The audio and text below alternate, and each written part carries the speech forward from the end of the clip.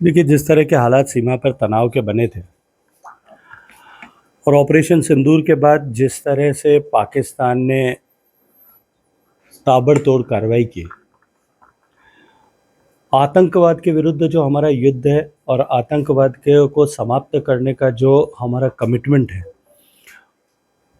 उससे 1% भी समझौता किए बिना भारत की सेनाओं ने मुंह तोड़ जवाब पाकिस्तान की हर नापाक हरकत का दिया। भारत के डिफेंस सिस्टम ने पिछले 5 दिन में ऑपरेशन सिंदूर के इस कालखंड में अपनी प्रामाणिकता, अपनी सिद्धस्ता दोनों को विश्व के पटल पर प्रूव किया है। वहीं दूसरी तरफ भारत के जो है जवाबी कार्रवाई से पाकिस्तान का इंफ्रास्ट्रक्चर बहुत बुरी तरह से डैमेज हुआ। कल एक बार 12 तारीख तक के लिए बिना किसी शर्त के हमने सीज़ फायर को स्वीकार किया था, लेकिन कल रात में इस तरह की सूचनाएं आई है कि वापस पाकिस्तान की तरफ से सीज़ फायर का उल्लंघन हुआ। भारत ने भी अपनी तरफ से जवाबी कार्रवाई की है। देश की 140 करोड़ जनता की अपेक्षाओं के अनुरूप भारत की सेना ने अद्भुत शौर्य और पराक्रम का प्रदर्शन करते हुए अब तक जो कार्रवाई की है उससे भारत की सैन्य क्षमता की एक नई पहचान पूरे विश्व भर में बनी है।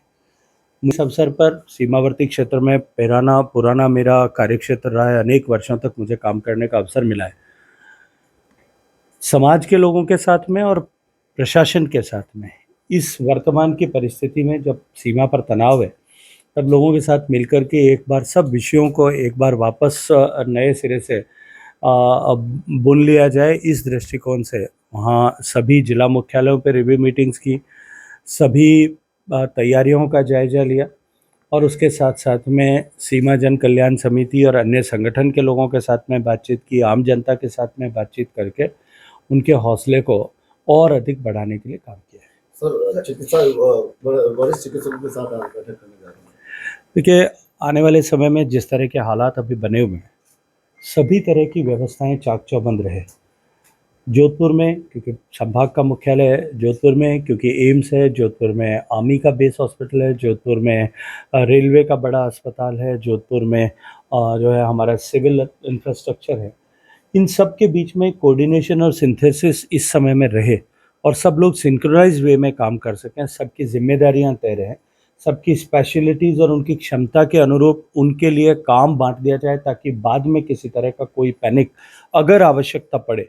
वैसे मुझे पूरा भरोसा है कि भारत की सेना के सामर्थ्य के सामने जिस तरह से पाकिस्तान के घुटने टिक चुके हैं, मैं नहीं सोचता कि कुछ आवश्यकता पड़ेगी। लेकिन फिर भी यदि कोई आवश्यकता पड़े तो हमको उस परिस्थिति के लिए तैयारी करना चाहिए। इस परिप्रेक्ष्य में आगे बैठा